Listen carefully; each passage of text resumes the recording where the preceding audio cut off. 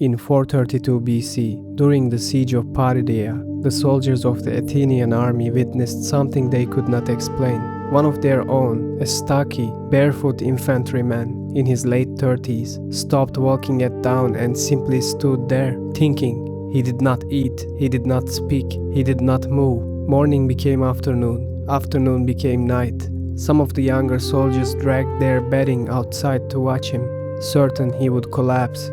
He did not collapse. He stood through the entire night, and when the sun rose again, he said a prayer to the morning, turned, and walked away as if nothing has happened.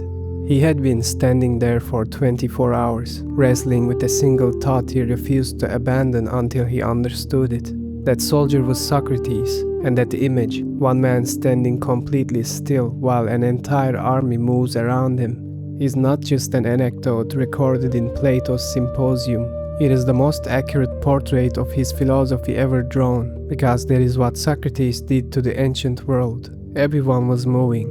He stood still and asked why. He was by every account that survives the ugliest man in Athens. Bulging eyes, a flat, broken nose, a heavy belly he joked about. In a civilization that worshipped physical beauty as evidence of divine favor, Socrates looked like a walking insult to the gods. And his student Alcibiades, the most beautiful and celebrated man of his generation, said something about that cuts the center of everything. He compared Socrates to the silliness statues sold in Athenian markets, crude, grotesque figures that opened on a hinge, and inside, hidden with the ugliness, contained golden images of the gods. That is the first immersion of Socratic philosophy, and everything else flows from it. The outside is not the truth, the body is not the self, the appearance, the reputation, the wealth, the beauty, all of it is the crude wooden casing. The only thing that matters, the only thing that is actually you, is what sits inside. The Greeks called it psyche, the soul, and Socrates spent his entire life asking one question that Athens had never thought to ask. If the soul is the real self, why does no one take care of it? He watched his fellow citizens train their bodies in the gymnasium, manage their estates, polish their reputations, accumulate their silver, and he asked them, in the marketplace, in public, in front of their friends, you care for what belongs to you, but when will you care for what you are? You would never let a stranger ruin your property. Why do you let unexamined beliefs ruin your soul? This is why he never charged a fee. The sophist of Athens grew rich teaching young men how to win an argument, how to appear wise, how to perform virtue in front of a jury. Socrates thought this was worse than theft, because wisdom is not a product. It cannot be transferred from one mind to another like a coin changing hands. It can only be born inside a person, and his method was built on exactly that conviction. His mother had been a midwife. He claimed he had inherited her profession, with one difference. He delivered no children, but ideas. He could not give you the truth. He could only ask the questions that forced your own mind into labor. And those questions were lethal. He would approach a general and ask, "What is courage?" A simple question. The man had spent his life on battlefields, and within 20 minutes of gentle, relentless, perfectly aimed questioning, the general would discover that he could not define the thing he had built his entire identity upon. Socrates did this to politicians on justice, to priests on piety, to poets on beauty. He never lectured. He never offered his own answer. He simply revealed, in public, that the confident man running the world did not know what they were talking about. Athens called him the gadfly, the stinging insect that will not let the great horse sleep. They meant it as an insult. He wore it as a title.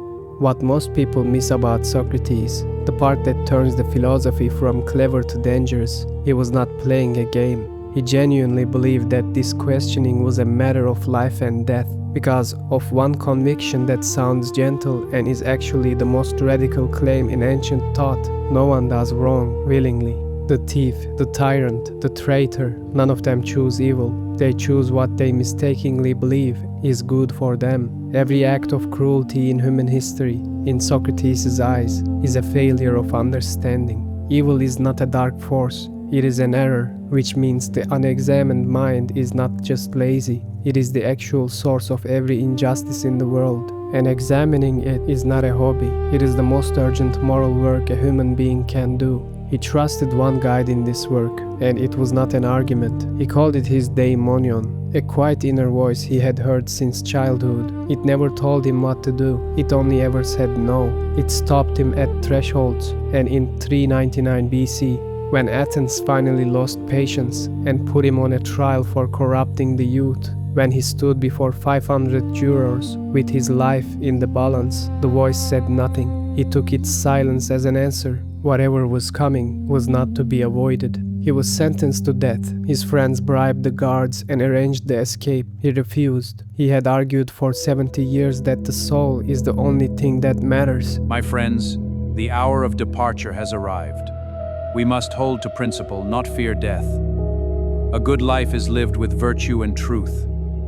That it is better to suffer injustice than to commit it, that a man who abandons his principles to save his body has saved nothing and lost everything. Now the argument had come to collect. He drank the hemlock calmly, in the middle of a conversation about the immortality of the soul, and as the cold rose from his feet toward his heart, the ugliest man in Athens proved that he had been exactly what he appeared not to be, golden all the way through. 24 centuries later, we live in the precise condition Socrates was executed for disturbing, an age drowning in answers. Everyone is certain, everyone has a verdict on everything, delivered instantly, defended furiously, examined never. The confident men still run the world, and the questions that dismantled them in the Athenian marketplace still works on them and on us. When did you last hold one of your own certainties up to the light? Not defend it, examine it. When did you last say the 3 words Socrates considered the beginning of all wisdom? I don't know. The army is always moving. It moves through your feet, your obligations, your borrowed opinions, and it asks only that you keep marching with it. Socrates stood still for one full turn of the earth, because a single thought deserved his complete attention. He died rather than march. The examined life is still rare, it is still uncomfortable, and it is still, as it was on the morning he picked up the cup, the only life worth living.